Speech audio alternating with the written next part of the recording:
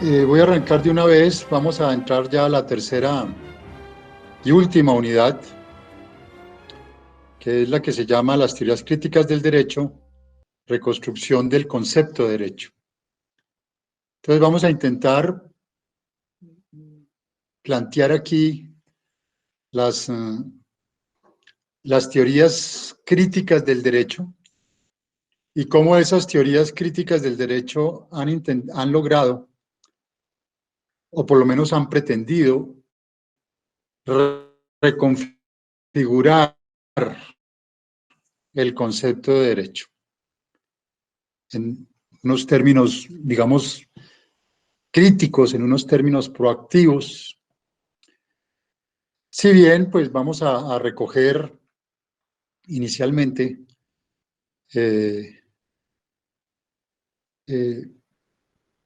las dos tradiciones de sospecha sobre lo jurídico que son profundamente radicales y que cuestionan al derecho de una manera absoluta.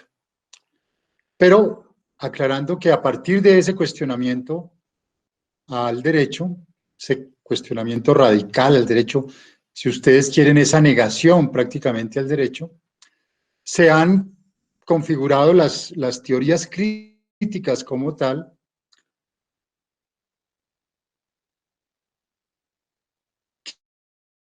que de cualquier manera reivindican también el papel del derecho.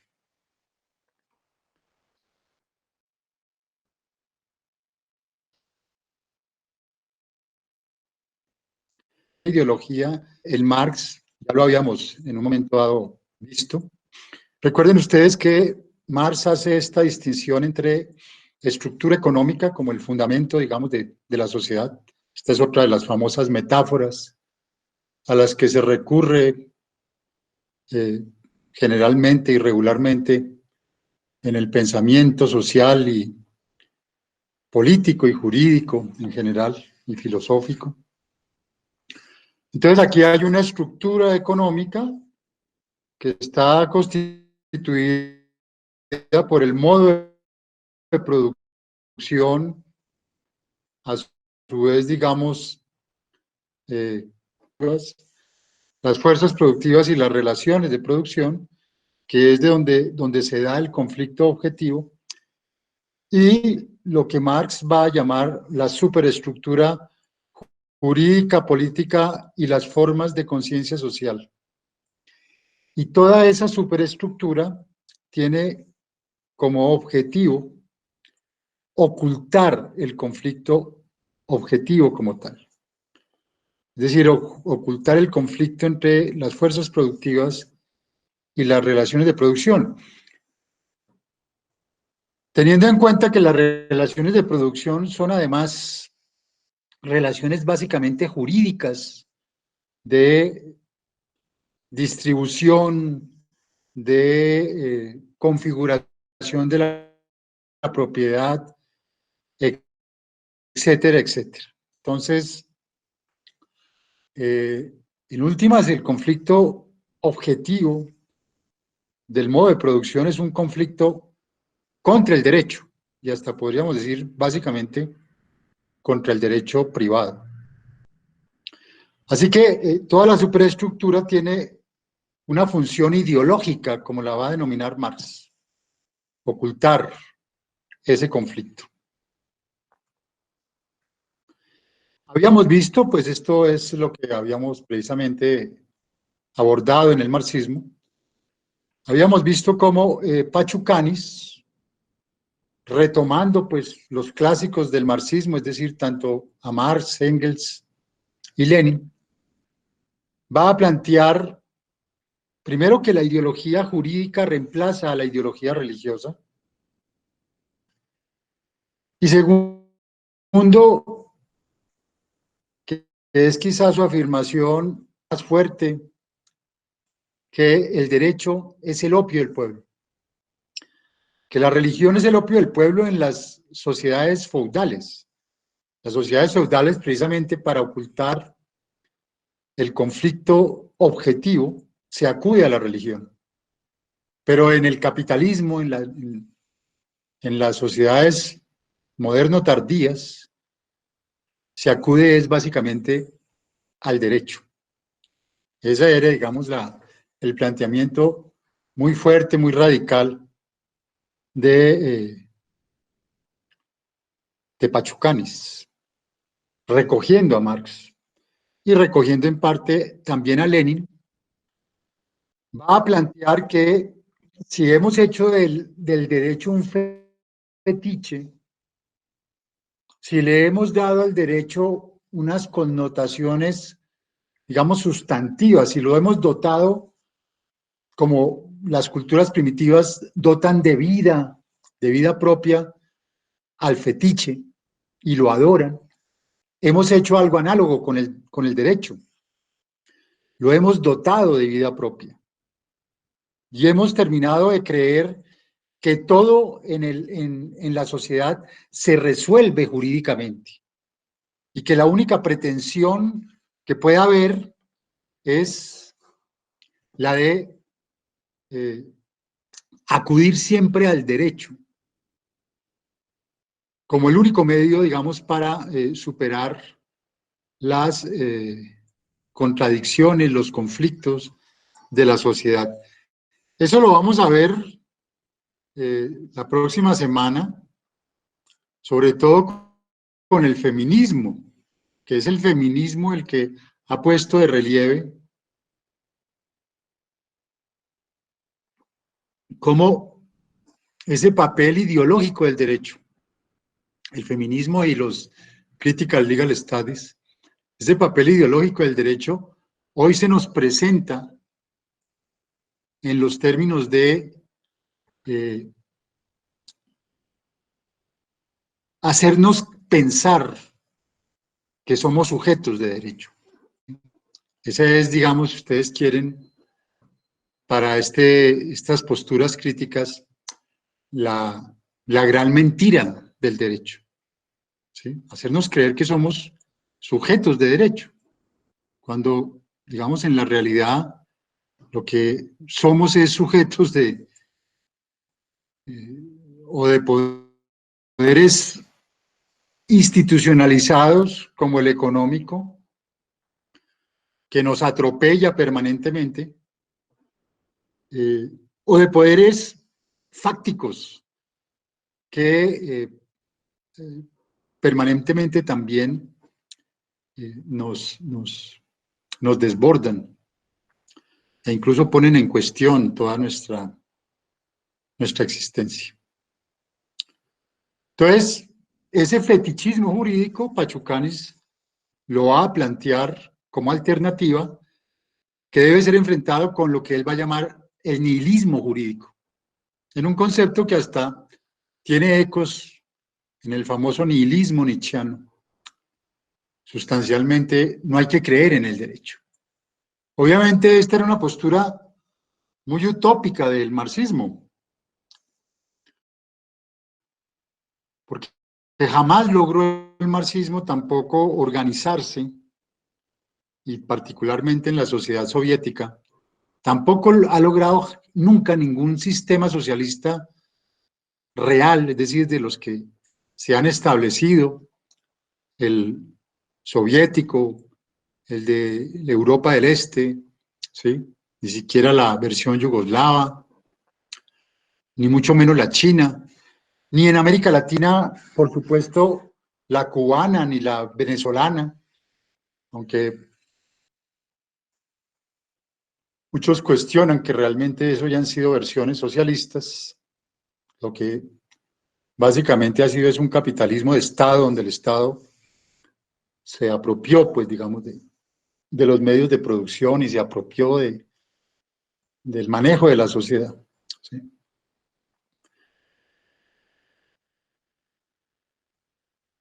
Ni siquiera en esos sistemas, digamos, el derecho como regulador social pudo ser reemplazado.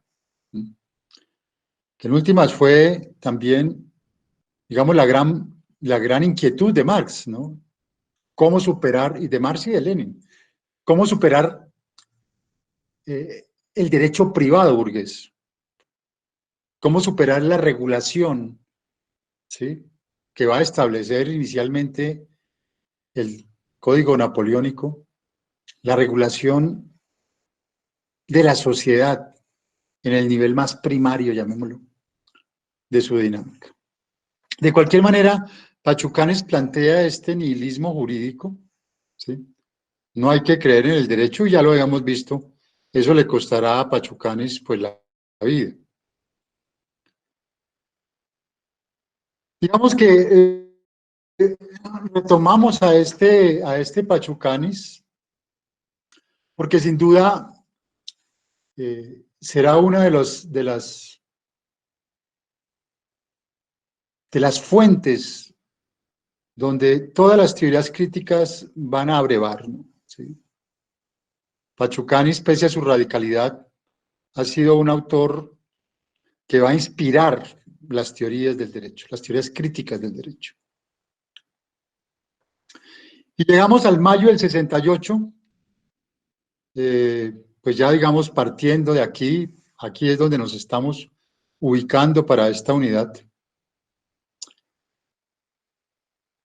Y es un ambiente de posguerra, donde inicialmente el autor que domina Europa culturalmente era el existencialismo sartreano, pero Sartre carga primero una defensa ciega del estalinismo, que no le van a perdonar, y segundo, carga también el autoritarismo del Partido Comunista Francés, porque eran partidos comunistas en todo caso monolíticos, verticales, donde la posibilidad de disentir y la posibilidad de confrontación prácticamente no existía.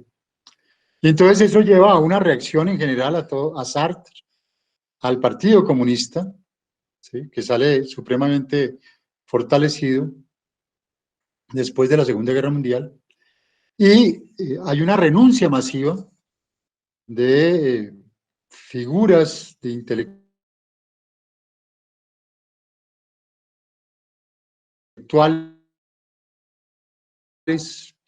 que pertenecían al Partido Comunista Francés, como Foucault, como Villard, como Lyotard, como Castoriadis. Es decir, todo lo que más tarde va a ser y más tarde incluso el posmodernismo, salen de este movimiento. Va realmente a encumbrar la crítica al sujeto, la crítica a la subjetividad moderna, la crítica al concepto de razón, ¿sí? Por eso, en cierta forma, mayo del 68 es un movimiento, y esto es una interpretación de los mismos franceses, termina convirtiéndose en un movimiento básicamente antihumanista, porque termina criticando esa visión del ser humano, esa visión que estaba además mediada por el occidente, que estaba mediada, que era profundamente etnocentrista, que estaba centrada digamos, en un concepto de razón, que estaba centrado en un concepto de sujeto. Abandonan a Sartre, adoptan el paradigma nietzscheano, retoman de Heidegger, pese a que había sido un simpatizante, un defensor del nazismo, retoman elementos de Heidegger igualmente, ¿sí? El giro ontológico de Heidegger, y retomando también elementos de Levi Strauss, su reivindicación del pensamiento salvaje, va a constituir una crítica a ese universalismo occidental, a ese universalismo del norte. Pero el punto central, donde van a converger los más connotados autores de este momento, es la crítica al sujeto, ¿sí? Entonces ahí vamos a encontrar pues a 4 autores que alguna vez fueron también denominados los jinetes del Apocalipsis, por su crítica a la noción cartesiana de sujeto, al cogito ergo sum, ¿sí? Y esa crítica al sujeto es básicamente demoledora, y es la que de alguna manera va a inspirar y va a sugerir que Mayo del 68 y todo este pensamiento cuestionador de los fundamentos de la modernidad había sido, en últimas, el fin de la modernidad, el fin de la edad moderna y el comienzo de una nueva edad histórica. La Revolución de Mayo del 68, que comienza siendo una revolución de estudiantes, pero que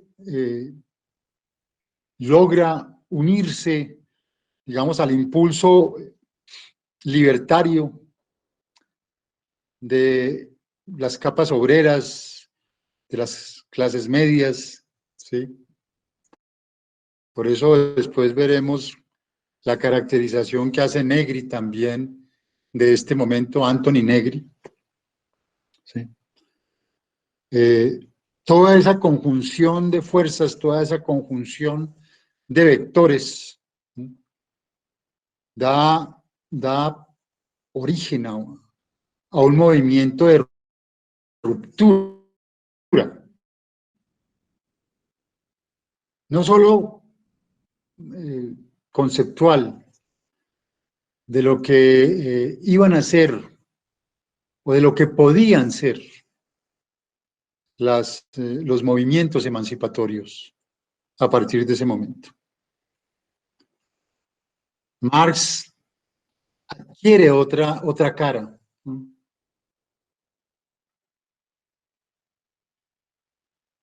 Que tendrá de más y de menos, ¿sí?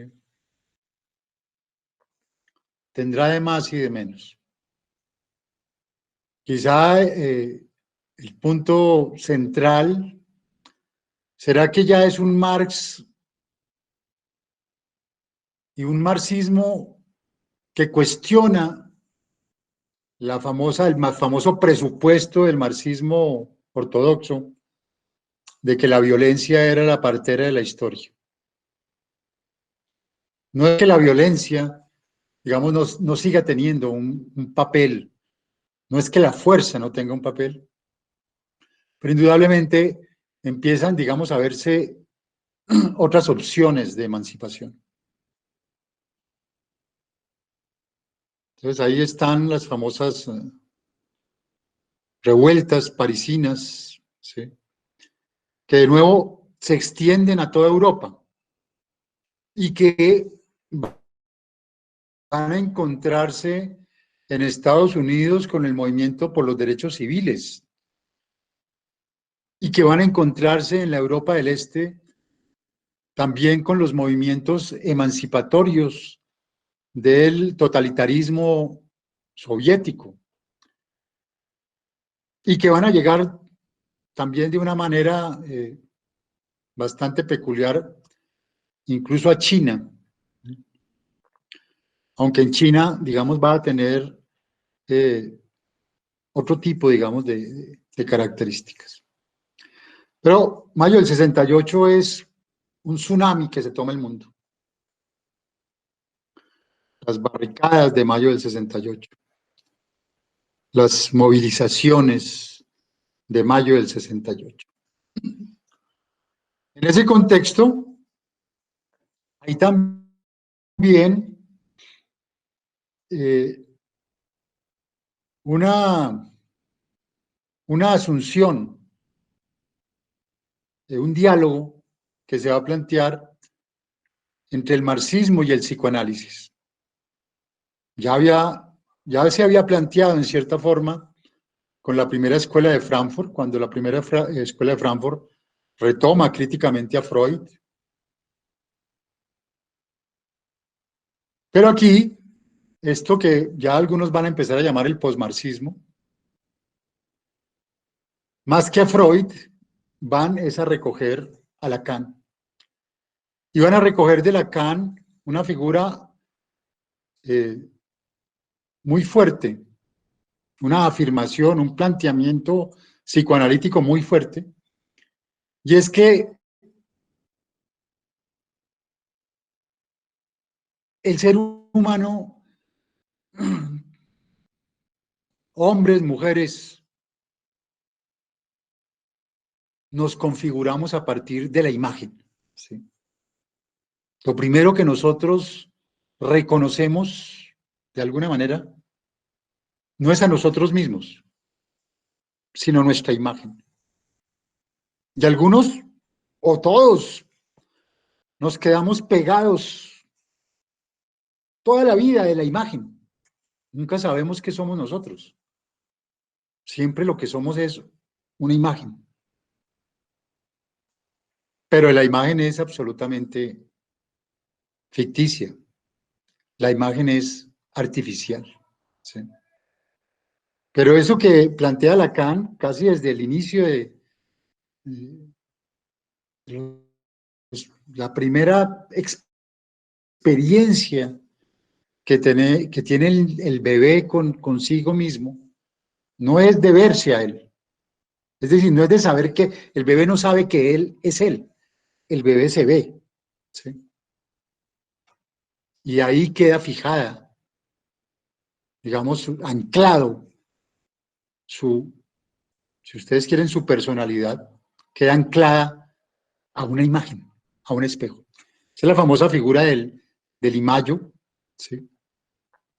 Que se vuelve clave para Lacan, porque a partir de eso Lacan va a decir, todos somos esquizoides.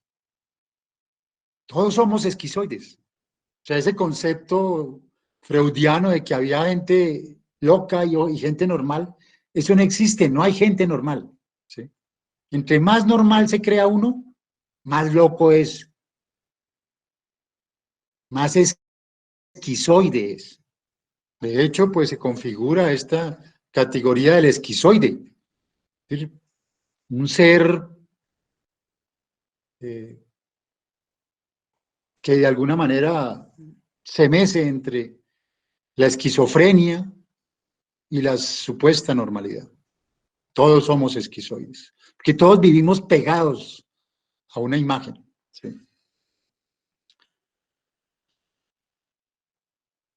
Todos, casi todos sin excepción.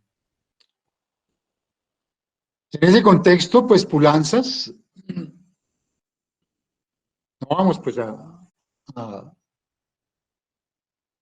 profundizar este concepto de Lacan y de ideología, pero simplemente lo contextualizo porque el impacto de Lacan es fuertísimo, sigue siendo fuertísimo.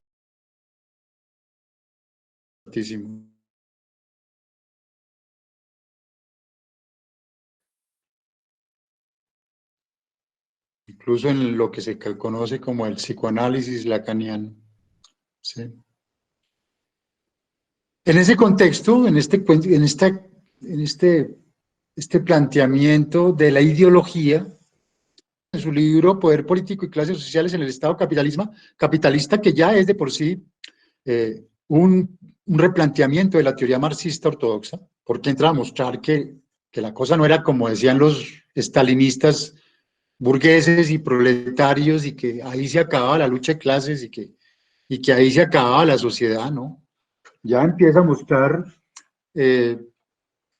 pulanzas que en el capitalismo hay un bloque hegemónico en el poder, que la burguesía se ha fraccionado, que la burguesía es plural, que hay una burguesía industrial, financiera, comercial, agraria, exportadora, que hay una pequeña burguesía, en fin, que la burguesía no es un queso, como la quería mostrar Stalin, todos son malos, todos son burgueses, y que los buenos eran solo los proletarios, no, porque pues hay también proletariado, pero hay clases medias, ¿sí?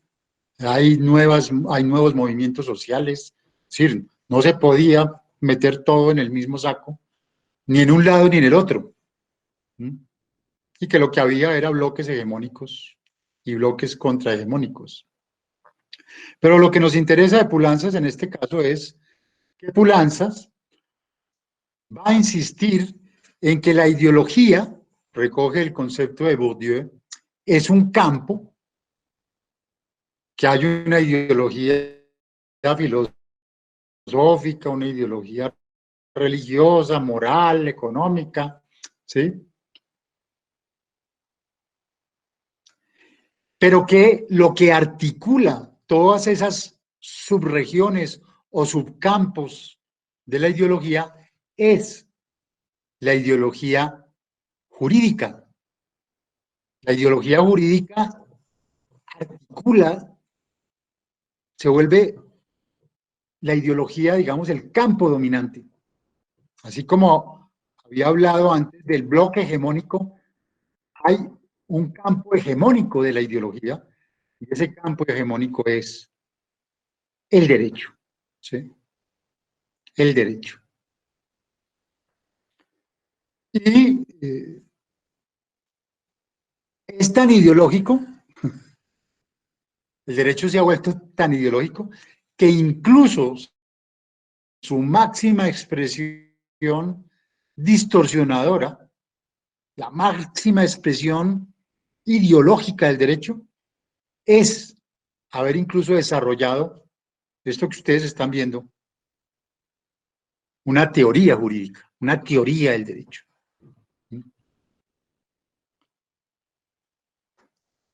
Y esa teoría del derecho, mal o bien, va a intentar mostrar que el derecho, efectivamente, estamos hablando, digamos, del derecho no crítico, estamos hablando, creo que hay que distinguir entre el derecho y el derecho crítico, ¿sí? A partir precisamente de estas teorías, derecho y derecho crítico.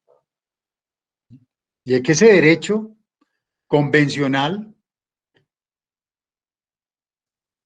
le apuesta a una serie de nociones de que alrededor de el derecho neutral, el derecho imparcial, el derecho objetivo, ¿sí? Por eso, cuando ustedes escuchan a sus profesores o escuchan abogados y magistrados diciendo, he tomado una decisión en derecho, esos personajes están imbuidos de esa ideología, precisamente, de creer que efectivamente el derecho es neutro, positivo, de que el derecho es imparcial, de que ellos mismos, cuando dicen he tomado una decisión en derecho, es decir, no he tomado una decisión ni moral, ni una decisión política, sino una decisión jurídica, como si esa decisión jurídica no fuera moral y política.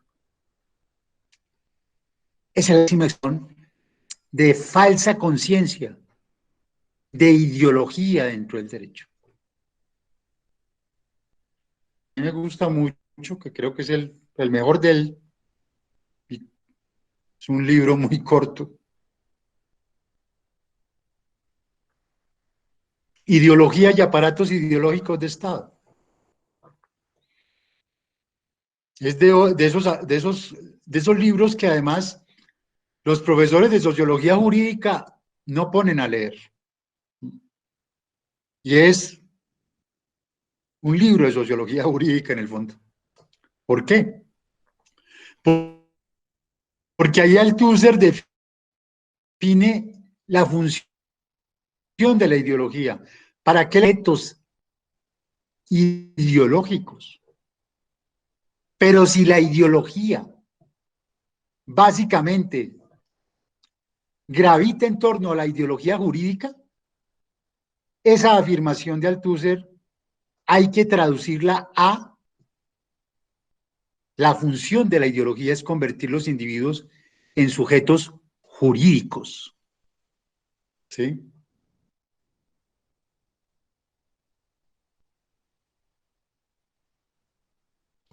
Y la ideología, además, tiene una función no solamente ideal en la cabeza, ¿no? Que también se tenía la idea de que la ideología era lo que yo pensaba, pero no lo que yo hacía. Pero resulta, y ahí lo va a decir Althusser, que ideología es lo que yo hago. ¿Sí?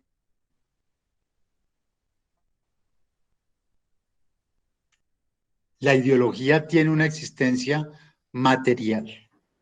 Si yo soy católico, yo voy a misa, yo me persigno, ¿sí?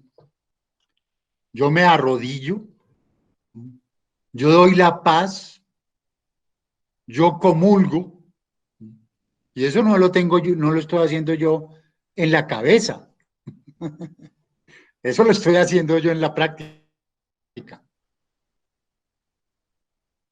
Por tanto, la ideología es materia. Pues yo actúo como si fuera sujeto de derechos. Por eso, el ejemplo de la viejita, ¿sí? Que pasa el parque oscuro corriendo, porque ella tiene claro que no es sujeto de derecho. En cambio, si es una persona joven, ¿sí? Si está estudiando derecho con más veras, va a pasar el parque caminando, aunque esté muerto de miedo, porque en el fondo cree que es sujeto de derecho. Obviamente no es nada.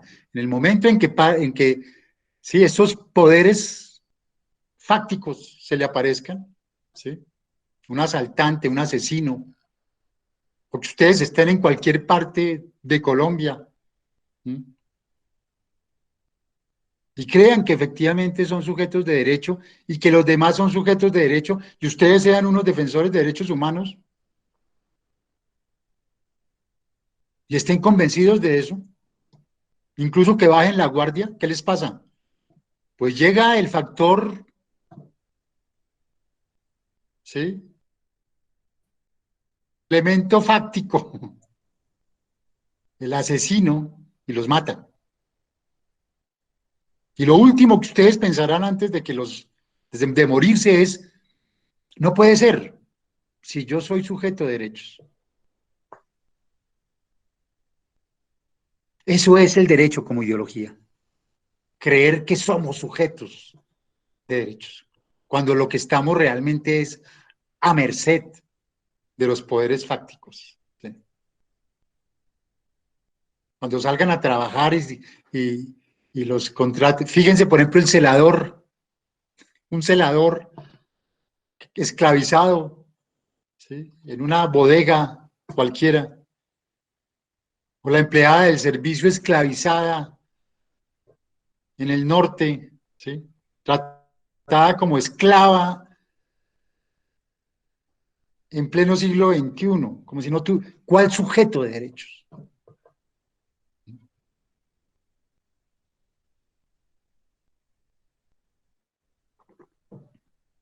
Y esos fueron los que descubrieron.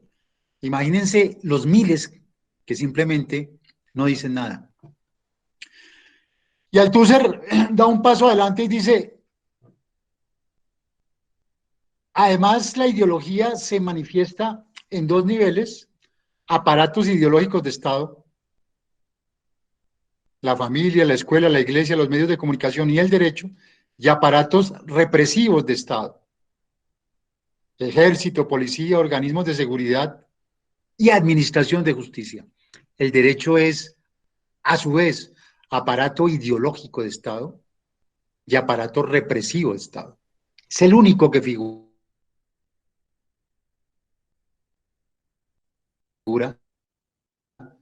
en los dos niveles. Es la bisagra, la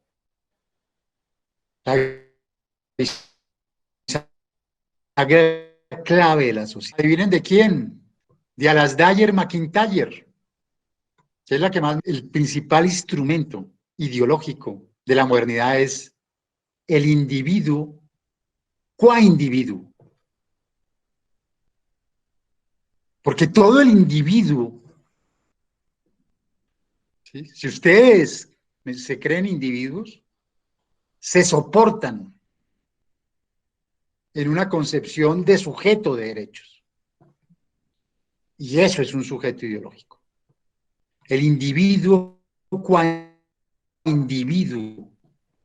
El individuo como individuo, ¿sí? Es por excelencia un sujeto jurídico. Y como tal, un sujeto ideológico. Y como ya lo va a presentar después ISEC, nadie escapa a la ideología.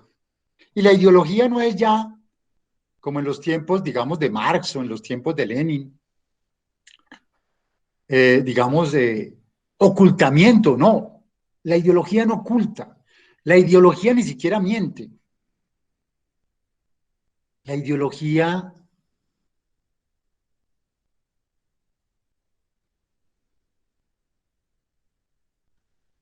deforma.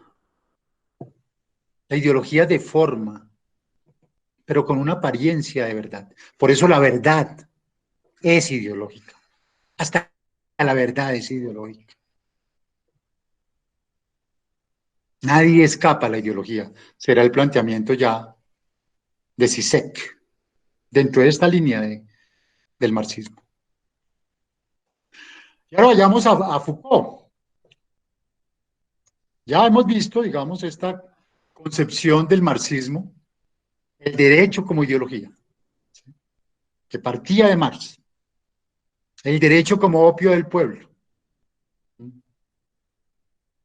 la figura del sujeto ideológico como sujeto jurídico. Y ahora retomemos la otra tradición de sospecha sobre lo jurídico. Esta es la primera, el marxismo. Y ahora la segunda, Foucault, el estructuralismo. Por eso le gusta tanto a los penalistas, pero realmente lo deberían leer todos los abogados también. Piensa desde temprano las implicaciones del derecho. Uno de sus primeros libros, Surveiller et punir, vigilar y castigar, el nacimiento de la prisión.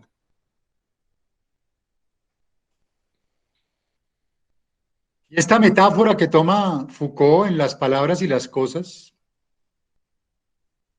para dar cuenta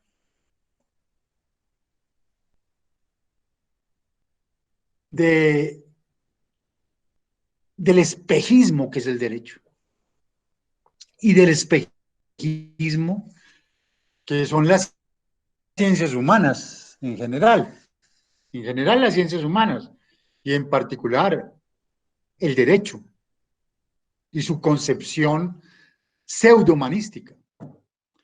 Entonces toma esta pintura de las meninas de Velázquez. Ustedes verán algún día cuando puedan ir a Madrid, al Museo del Prado, cuando hayan pasado las épocas del coronavirus. Entonces, Foucault dice, lo que Velázquez nos está mostrando acá es de alguna manera lo que nos pasa a nosotros con el ser humano, con el hombre, con el concepto de hombre. Todos miran hacia el frente. Velázquez, que está pintando, la menina, ¿sí? La infanta, sus, sus sirvientes, la monja, el cura, siempre a la infanta la acompañaba una monja y un cura. ¿Sí? E incluso el personaje que está atrás en las escaleras, que debería ser el que más perspectiva tiene, todos miran hacia el frente, pero realmente en el frente no hay nada, en el cuadro no hay nada en el frente. ¿Sí? Es como si todos miraran a la nada. Porque donde está realmente el objeto del cuadro, que son los reyes católicos, se ven reflejados es en el espejo que se ve en el fondo. Entonces él toma esto como una metáfora para decir, eso es lo que nos ha pasado con el ser humano, eso es lo que nos ha pasado con el hombre. Buscamos al hombre, buscamos al ser humano donde no está. Todo el humanismo moderno es una farsa. Todos los derechos humanos que surge además entre 1775 y 1825, que se vuelve además una ciencia. Nosotros tenemos especializaciones y maestrías en derechos humanos. Y en todo el mundo encuentran ustedes, ¿sí? Especializaciones, maestrías, hasta doctorados en derechos humanos. Y Foucault está diciendo, todo eso está montado sobre una mentira, es decir, sobre una mentira ideológica. Porque antes de ese momento, antes del siglo XVIII, el ser humano no existía como objeto de estudio. La ruptura de la episteme occidental fue crear el ser humano como objeto de estudio. Eso era algo que no había existido 20 siglos atrás, durante 20 siglos. No, se pensaba el mundo. Por eso el libro se llama Las palabras y las cosas. Se pensaban las cosas y se escribía sobre las cosas. Pero después del siglo XVIII surgen las ciencias, incluso las ciencias humanas, surgen los derechos humanos. Y Foucault dice, ante eso, lo único que se puede oponer, la única consideración que eso puede motivar, las ciencias humanas, el derecho, los derechos humanos, es una silenciosa sonrisa filosófica, una sonrisa cínica, es decir, una sonrisa que no cree en esa mentira. Y en cierta manera está retomando el planteamiento marxista, porque, acuérdense, Foucault fue marxista. Yo creo que nunca lo dejó de ser. ¿Sí? En ese aspecto, es un paso y varios pasos adelante del marxismo. Los derechos humanos, ¿sí? El ser humano como sujeto de derechos humanos, que es como una redundancia, es la gran ficción de la modernidad. Y empieza después de esto, Foucault a centrarse, digamos, en su microfísica del poder, a mostrar que el poder eh, está en todas partes, que el poder no es el Estado, ¿sí? Que el poder no es el policía, que en últimas todos somos policías. Que incluso los que dicen ser emancipatorios y revolucionarios terminan siendo represores, que el poder está ahí metido, que el poder, como va a decir Barthes, es una libido dominandis, retomando el concepto freudiano de líbido, es un impulso de dominación. Y que todas las relaciones humanas y sociales están movidas por una voluntad de poder, por una voluntad de dominación. Y que ya ese poder no miente, ese poder administra la verdad, administra el conocimiento. Y simplemente que donde hay poder hay posibilidad de resistencia. Donde hay poder, hay contrapoder. Y en sus conferencias de Río de Janeiro, La verdad y las formas jurídicas, entra ya a pensar el sistema jurídico, las formas jurídicas, no el sistema jurídico, las formas jurídicas. Es decir, aquí también hay una consideración interesante de Foucault, ¿no? El derecho no es un queso, como lo quieren presentar a veces, ¿sí? Como se los van a presentar a partir del próximo semestre. El derecho es el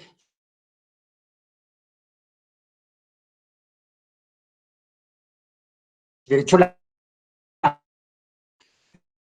derecho administrativo, ¿sí? Queso. No, Foucault en eso es más sutil, son las formas jurídicas, son las formas que ha presentado el derecho. Entonces muestra el giro de comienzos de la modernidad, ¿sí? Finales de la Edad Media, comienzos de la modernidad, ¿sí?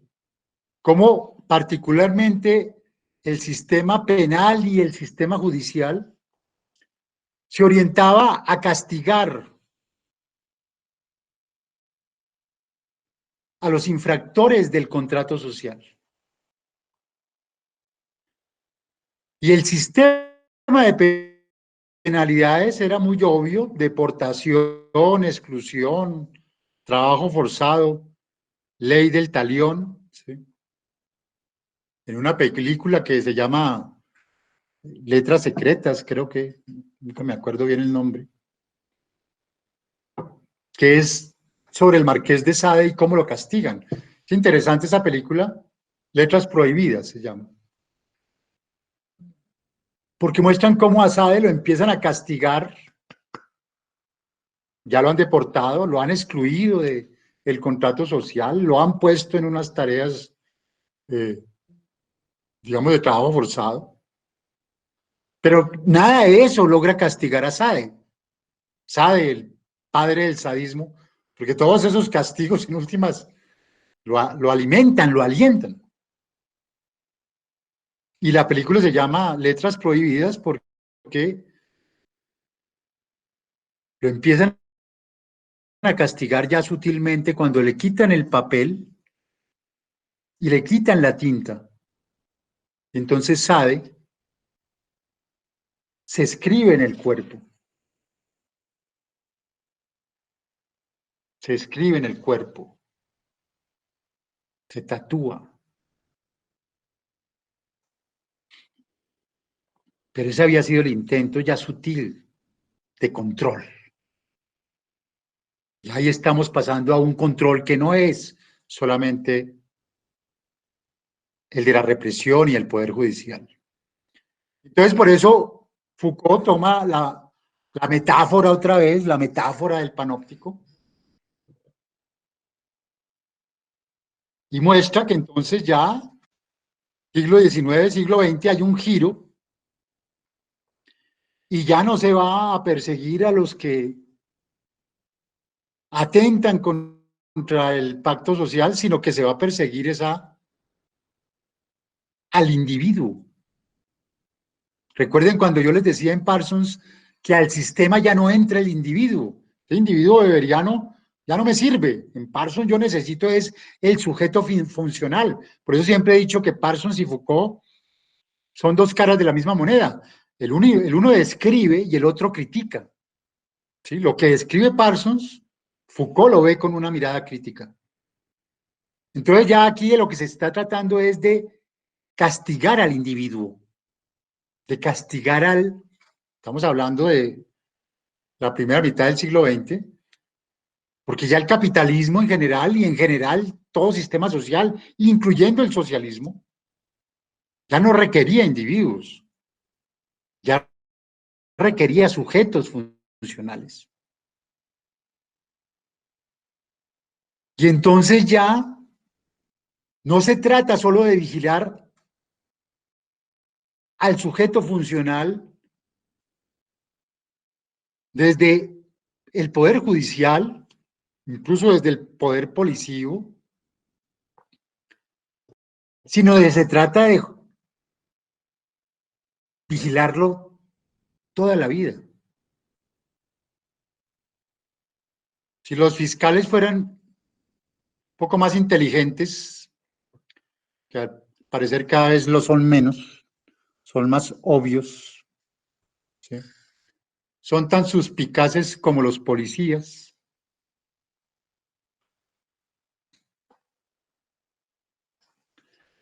En lugar de buscar las pruebas, así, las evidencias, además, simplemente tendrían que ir a los informes desde el kinder, el colegio. Ahí tienen todo el prontuario de los sujetos, porque el control empieza a darse desde ahí. Toda la batería de psicólogos, toda la batería de trabajadores sociales, toda la batería de profesores. Y me refiero sobre todo a los profesores de primaria y secundaria. Son ellos los que hacen los informes. El muchachito es retraído, el muchachito no socializa, el muchachito se roba las onces, el muchachito le pega a los compañeros, el muchachito vive solo, el muchachito tiene actitudes raras, ¿sí? El poder judicial se ve complementado por esos poderes colaterales, que están orientados ¿a qué? A disciplinar. Y si algo, digamos, nos empieza a inculcar la sociedad, es la disciplinización. Y esa disciplinización tiene en el derecho su matriz. El derecho es, por esencia, la libido jurídica, es disciplinar a la sociedad. El abogado quiere regular.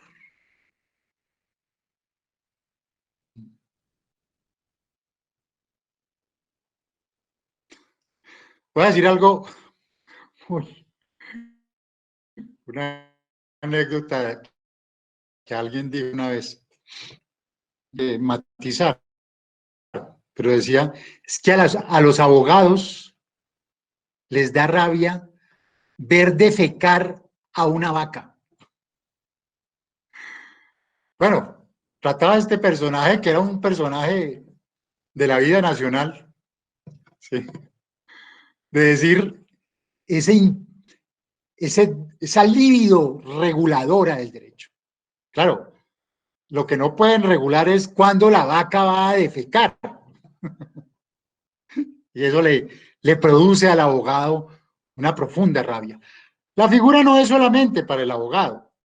La figura se puede extender a los economistas, a los ingenieros, incluso a los filósofos analíticos. Pero básicamente lo que muestra es que donde se concentra esa libido disciplinadora es en el derecho, porque es el regulador, es el que pretende regular las normas sociales. Y no necesita usted ser abogado. Necesita es lo que sucede es que el derecho se le vuelve un patrón disciplinador. Vayan a ver ustedes los manuales de convivencia que hoy en día pasan primero que por el colegio, por la firma de abogados. Los colegios privados le están pidiendo a las firmas de abogados que les conceptúen y que les afinen los manuales de convivencia, ya anticipándose eventualmente a las demandas, a las tutelas, a los derechos de petición, etcétera, etcétera. ¿Sí?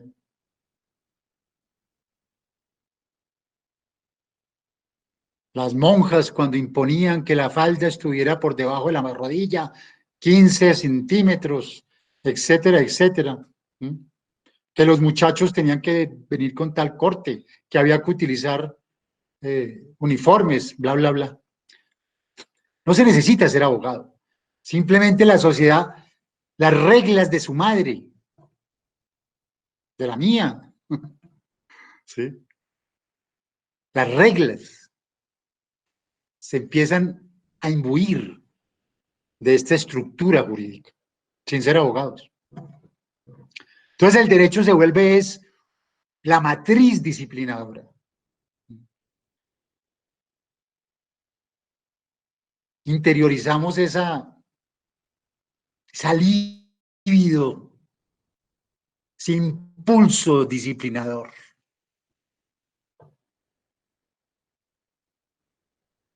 Por eso el panóptico existió, ¿no?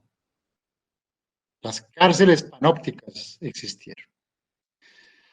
Y el otro autor, Negri, que debería ser el libro que los pusieran a leer en Derecho Constitucional. ¿Sí?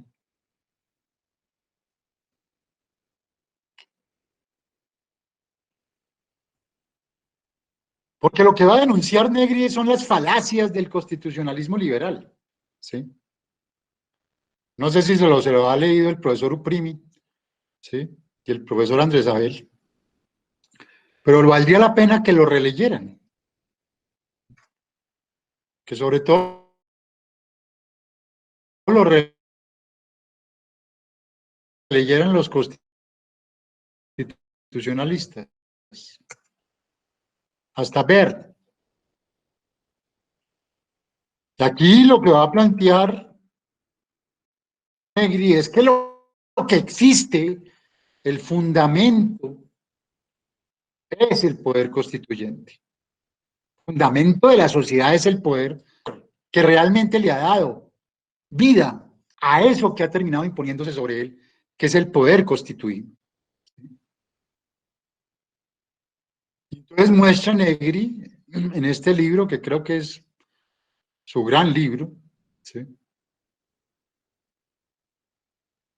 Cómo durante toda la modernidad ese poder constituyente que empieza a expresarse desde el republicanismo de Maquiavelo, en la Revolución Inglesa, en la Revolución Americana, en el mayo del 68, todo ese poder constituyente que era revolucionario, que era el sentido, el significado, la proyección máxima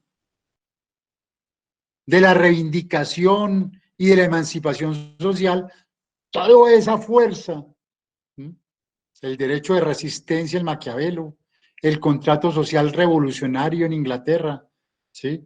La espacialidad en Estados Unidos, poder constituyente como espacialidad, porque si algo tenía Estados Unidos era el espacio como poder constituyente. Los mismos derechos humanos, inicialmente, ¿sí? El impulso emancipatorio de esos derechos humanos, todavía no pasados por el sesgo del Código Napoleónico. Los soviets en Rusia, porque la revolución no la hacen los bolcheviques, ¿sí? La revolución la hicieron los soviets en Rusia. Y las subjetividades, la eclosión de subjetividades en París del 68, todo eso lo coge el poder constituido y lo acaba. Lo coge el Estado de Derecho y lo acaba. Lo coge el Estado constitucional y lo acaba. Lo regula, lo organiza. Y en ese impulso, en esa compulsión organizadora, lo acaba. Ahí viene esa pregunta, en todo caso, permanente, que no ha sabido responder la sociedad. ¿Podemos vivir sin derecho? ¿Podía hacer eso diferente? Pero aquí lo que Negri quiere mostrar es que esa fuerza del poder constituyente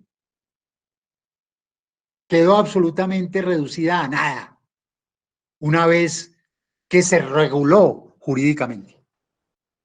La regulación jurídica mata la espontaneidad, mata la vitalidad del poder constituyente. El poder constituido asfixia al poder constituyente.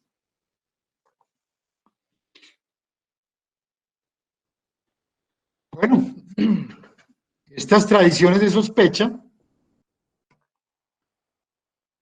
son las que han alimentado a las teorías críticas del derecho. Las dos.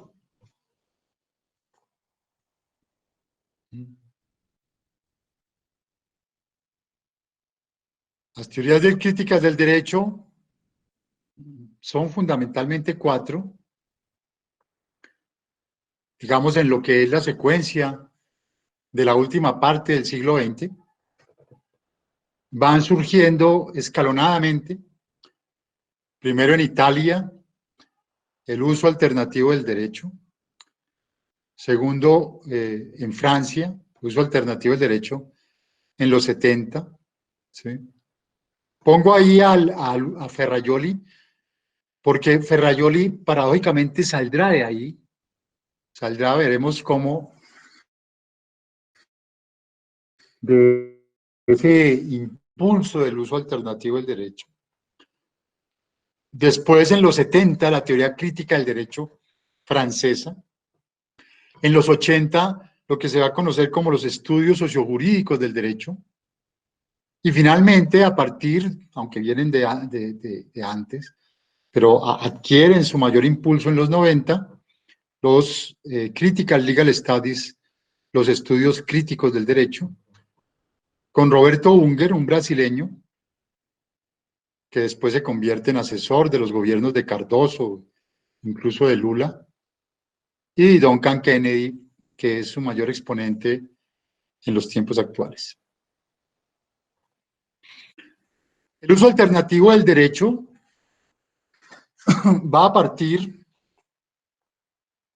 de dos convicciones políticas, dos convicciones, llamémoslas ideológicas, digamos no en el sentido de tergiversación, sino que el derecho no es un mero reflejo superestructural pasivo, porque, digamos, la teoría del reflejo, lo que se conoció como la teoría del reflejo marxista, es que la superestructura no tenía ningún papel proactivo frente a la estructura económica. Su papel era simplemente de ocultamiento del conflicto.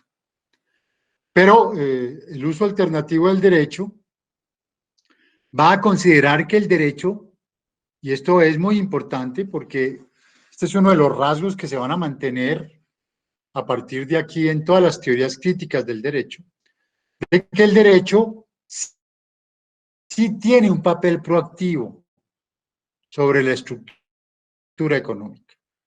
Entonces ese es el primer, digamos, presupuesto. Y el segundo, de que el derecho es general y ambiguo. Retoman, digamos, el presupuesto del realismo. Recuerden, el realismo siempre habló de la indeterminación del derecho, ¿sí? Por lo menos a nivel lingüístico, que el derecho no logra dar cuenta en la norma de toda su intención y que por eso el juez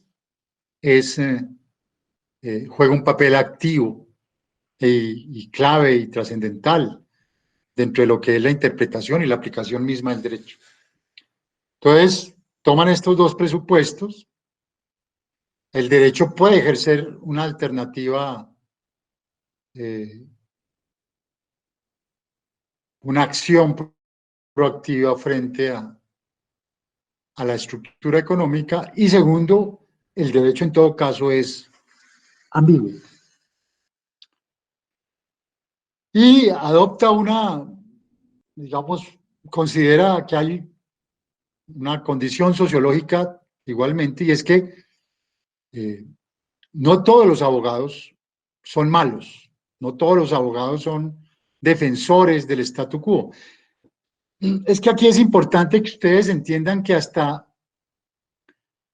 los 60 y de ahí la carga negativa de la profesión que se tiene frente a la profesión jurídica, ¿sí? Hay una doble, digamos, un doble sentimiento frente al abogado. El abogado se lo respeta como abogado, pero también se lo odia como abogado. Era lo que veíamos al comienzo de ese paradigma legalista, ¿no? ¿Sí? Pero había una consideración durante el inicio de la modernidad temprana, siglo XIX, XX, de que el abogado era un defensor del statu quo, de que el abogado era de Godofredo Cínico Caspa y de ahí no lograba salir. Bueno, aquí el uso alternativo del derecho da un giro que también van a tener y van a mantener las demás teorías críticas, y es de que el abogado puede jugar un papel progresista. Ya sea porque sea marxista o porque sea demócrata, puede jugar un papel progresista. Entonces ya en el uso alternativo del derecho, la discrecionalidad va a jugar un papel clave, porque el juez discrecional puede jugar un papel proactivo frente a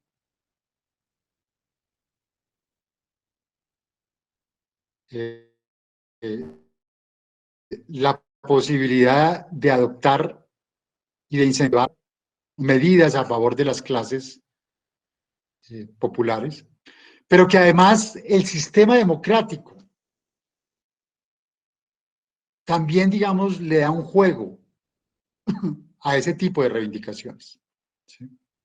Entonces, de una parte la discrecionalidad del juez, la discrecionalidad del operador jurídico, y de otra, las mismas garantías que el sistema democrático permite, posibilita, tienen que ser aprovechadas para ello. El uso alternativo del derecho, profesora Capié seguramente me ayudará con esto, desarrolla lo que se conoció como los mecanismos alternativos de justicia, la mediación, la conciliación, el arbitraje,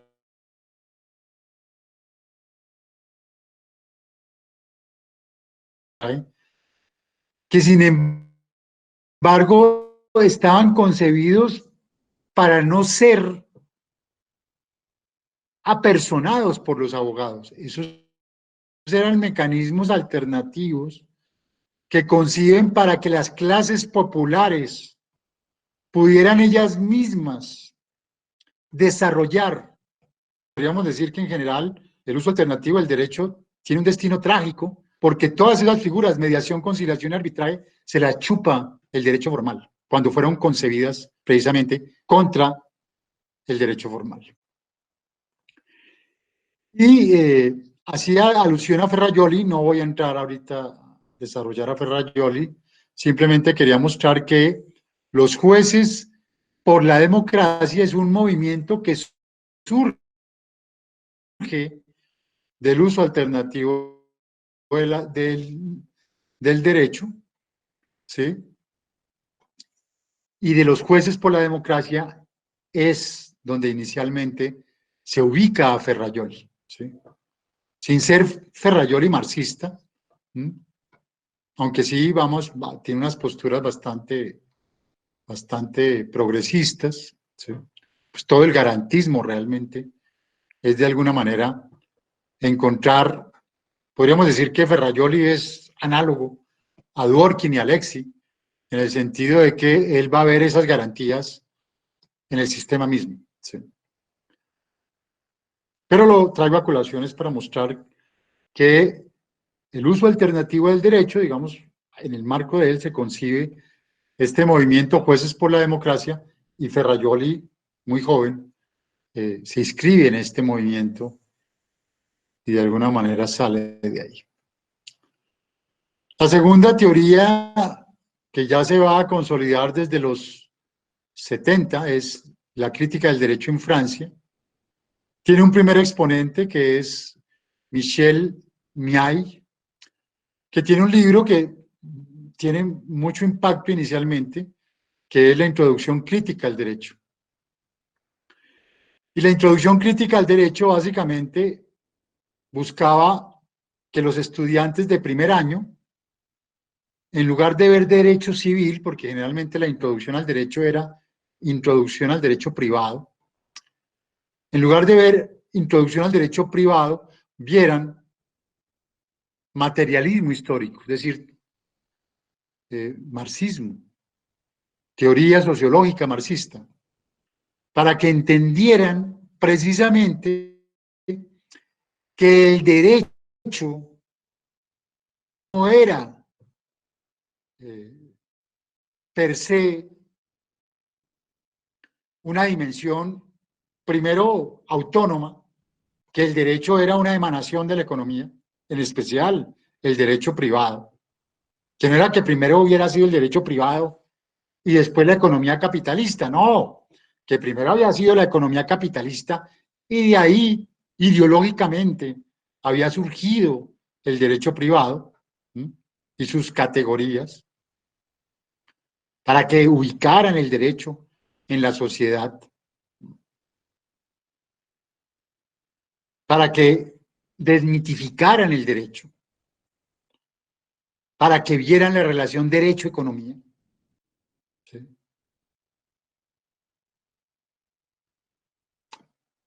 Pero segundo, el impacto que va a tener la crítica del derecho en Francia, y a partir de ahí, en las subsiguientes teorías críticas del derecho, en especial en los Critical Legal Studies, en lo que era la enseñanza del derecho. Porque desde aquí, digamos, más allá de los planteamientos de Miay en torno a relacionar derecho y economía, y en torno, digamos, básicamente a mostrar que el derecho intentaba regular el conflicto social en favor del capitalismo y que podía hacerlo en favor de las clases populares, ¿sí?, que más allá de esto, era importante empezar a pensar la enseñanza del derecho. Yo les quiero anotar una cosa. En Colombia, la única facultad que tomó en serio indicar las teorías críticas del derecho, pero la única facultad que tomó en derecho lo que era la enseñanza del derecho, porque en ese momento yo estaba allá, fue la Facultad de Derecho de la Universidad de los Andes. Y trajo un método que se llamó el Problem-Based Learning, enseñanza basada en problemas para el derecho, ¿sí? No enseñanza basada en casos, no enseñanza basada en jurisprudencia, que es si acaso a lo que han llegado otras facultades, sino enseñanza basada en problemas, que era una metodología que se deriva de acá y que se consolida en Maastricht para el derecho, con grupos pequeños de 20 estudiantes que pudieran precisamente abordar los problemas jurídicos de manera interdisciplinaria, de manera multidisciplinaria y de manera polifacética. Es una metodología que solamente adoptó la Facultad de Derecho de los Andes porque además mandó 20 profesores a prepararse a Maastricht y tuvo durante 5 y 10 años un seguimiento por parte de la Facultad de Derecho de Maastricht, que es una universidad pública, no privada. De ahí salió una versión paisa en la Universidad de Medellín, ¿sí? Educación basada en enseñanza basada en problemas, versión para unidad, digamos, de mirar, perdón, y frente a la cual pues obviamente tengo mis reservas. Pero del resto, en ninguna parte, ninguna facultad de Derecho. He reclamado para la Facultad de Derecho nuestra, de la Nacional, ¿sí?, que hiciéramos talleres. Ahora nos va a tocar es hacer talleres, ¿sí?, de educación virtual, pero nunca hicimos talleres de enseñanza alternativa del derecho, que fue lo que efectivamente surge a partir de aquí, de MIAI. ¿Sí? Eso es otro de los impulsos importantes y decisivos y determinantes de las teorías críticas. Empezar a pensar la enseñanza del derecho. ¿Sí? Empezar a cuestionar la cátedra magistral, empezar a mirar otras alternativas metodológicas. Y un segundo autor que es Arnaud, un autor que varias veces vino a Colombia y ha venido, invitado por la Universidad del Externado de Colombia, que tiene un libro que se llama Crítica de la razón jurídica, está aquí atrás, como está el libro de MIAI, que los conseguí cuando hice mi pasantía del segundo doctorado en filosofía del derecho, que la hago en París, pasantía del doctorado en la Nacional. En ese momento nos daban un apoyo para hacer una pasantía por fuera y conseguí esos textos. Y Arnaud básicamente va a plantear que todo sistema jurídico tiene varias normas fundamentales, que no tiene una, como diría Kelsen, sino varias, que el Código Civil es la norma fundamental que resume el proyecto político de la burguesía revolucionaria del siglo XVIII, que el Código Laboral es la norma fundamental que resume el proyecto político de las luchas populares de mediados del siglo XIX, que el Código Contencioso Administrativo, ¿sí?, para que le comenten a sus profesores, es la norma fundamental, está inspirada en una norma fundamental que son las luchas de las clases medias para ponerle freno al Estado y para ponerle freno a los poderes económicos. Es decir, que en un sistema como el francés vamos a por cada código una norma fundamental, inspirada políticamente. Y que cuando esos códigos coexisten, pues es necesario que el juez, en un momento dado, frente a los casos difíciles, pues funja como una especie de sociólogo jurídico, ¿sí?, e incluso de analista político, para que pueda comprender cuál norma fundamental puede tener más apoyo que otra. ¿Cuál es la más, digamos,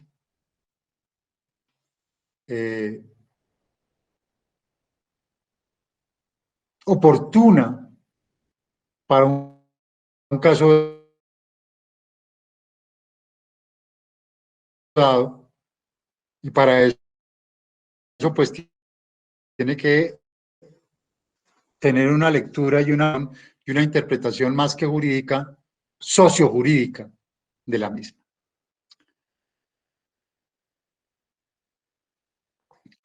La tercera escuela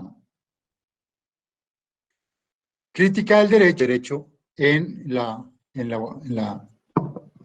Bretaña, en el Reino Unido, United Kingdom.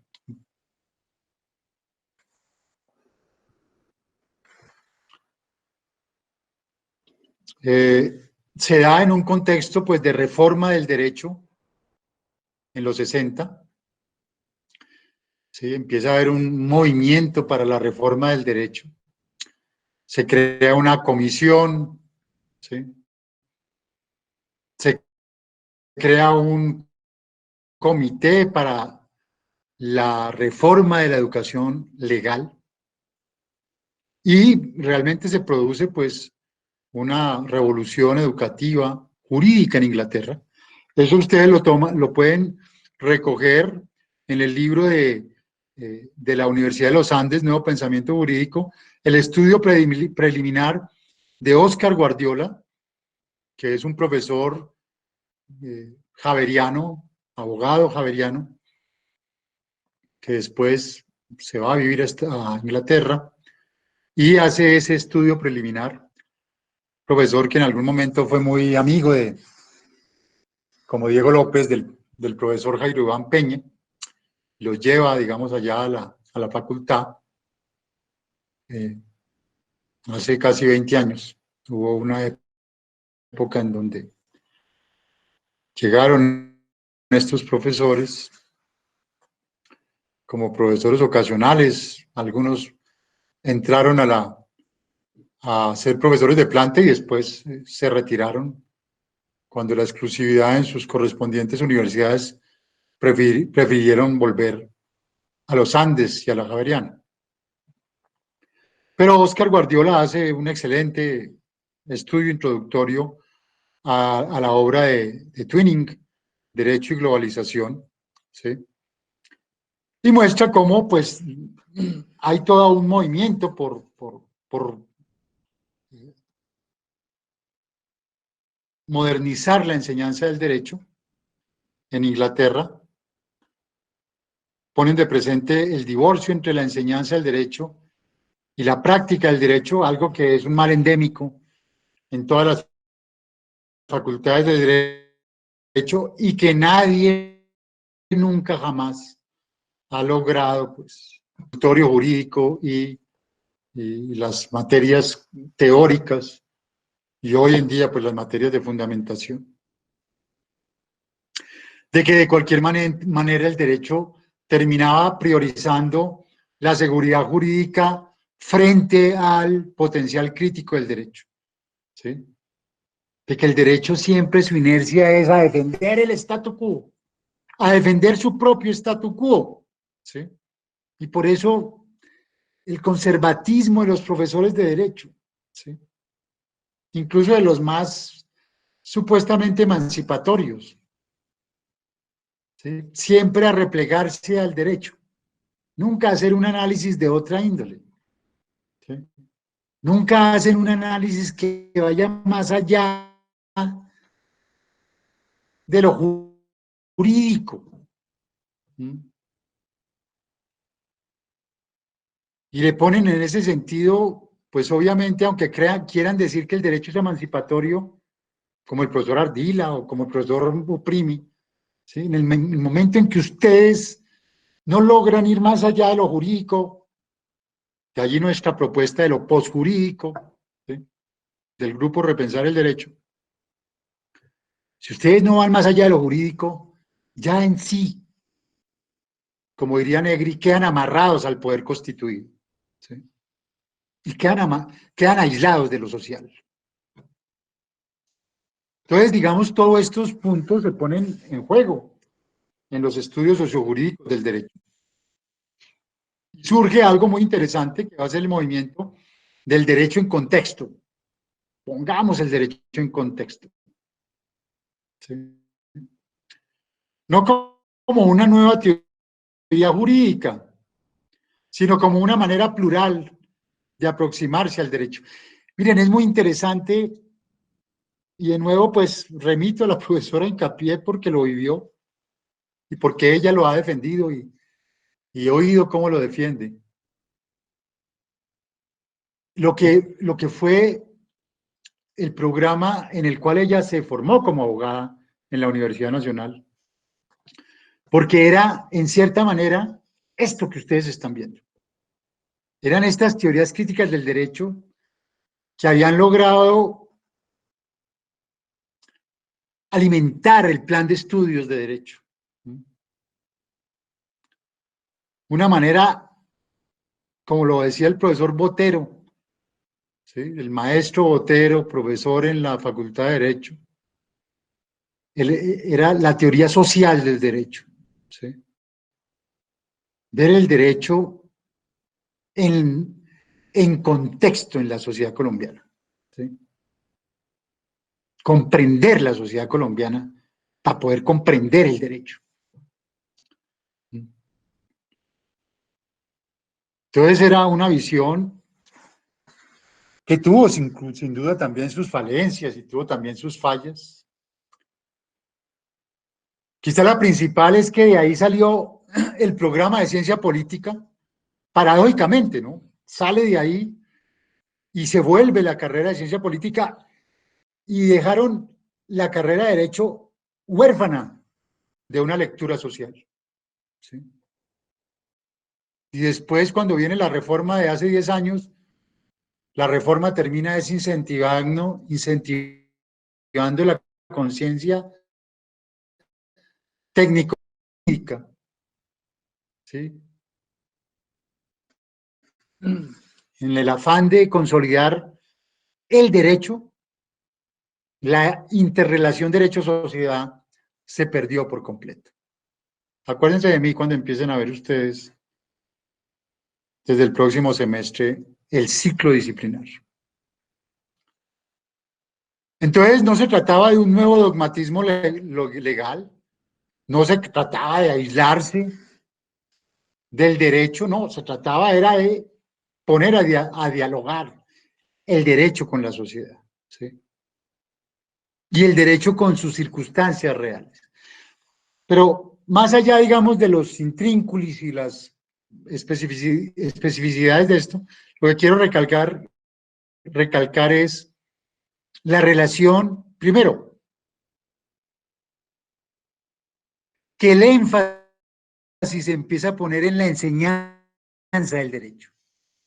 O sea, yo creo que la gran herencia de las teorías críticas del derecho fue hacernos pensar en la enseñanza del derecho, cómo se enseña el derecho, ¿sí? Y qué alternativas podemos tener para una mejor enseñanza del derecho.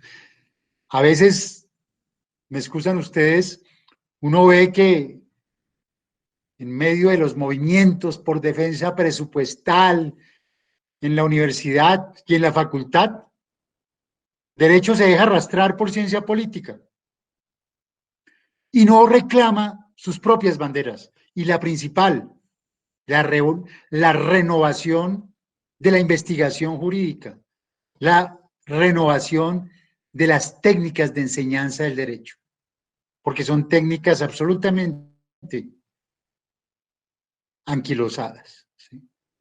Todo esto que ustedes están viendo, toda esta reflexión sobre la enseñanza del derecho, pasó como el río sobre las piedras en la Facultad de Derecho. No hemos logrado, yo no he logrado, pese a mi insistencia en el CAP, en el Consejo, nunca logré, no lo logré, eso fue una voz solitaria en el desierto. Nunca logré que la facultad adoptara con seriedad realmente una política de renovación, ¿sí? No virtual, que es lo que ahora nos va a tocar hacer, sino de metodologías de enseñanza del derecho. ¿Sí? Esa es la gran derrota que habrá tenido nuestra generación de profesores, es que no logramos renovar las metodologías de enseñanza del derecho. Y ahora nos toca saltar simplemente a ver cómo nos actualizamos en tecnologías, en TIC, tecnologías, ¿sí? virtuales de enseñanza, que no van al corazón de la problemática. Entonces, el movimiento en derecho en contexto es, en Inglaterra, la posibilidad de explorar métodos, de explorar temas, de ensanchar la conciencia jurídica, de criticar la tradición, ¿sí? De criticar ese abogado formalista, de criticar ese abogado monolítico, ¿sí? ¿Que a dónde conduce? Pues al abogánster, de pluralidad de puntos de vista, de repensar las categorías contextualmente. Piénsenlo para este momento. Fíjense las expresiones de indisciplina social que no han logrado regularse jurídicamente. ¿Sí? Es decir, lo que estamos viendo es también el fracaso de un derecho represivo, de un derecho regulador que no lo logra. Y esperemos que esto no vaya a ser para peor.